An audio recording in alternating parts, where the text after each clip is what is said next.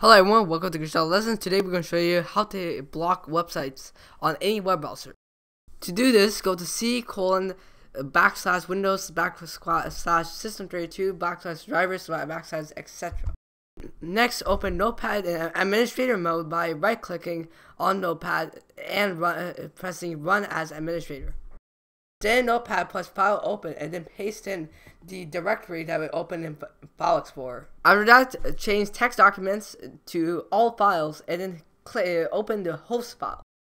After opening the host file, create a new line and then put in 127.0.0.1 and then the URL that you want to block without any HTTPS nor like any slash or anything, just the URL.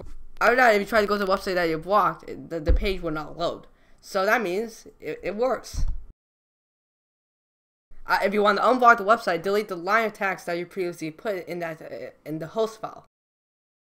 If you're using Internet Explorer, to see any changes, you need to restart Internet Explorer after you change the host file. Subscribe, like, and share. Bye.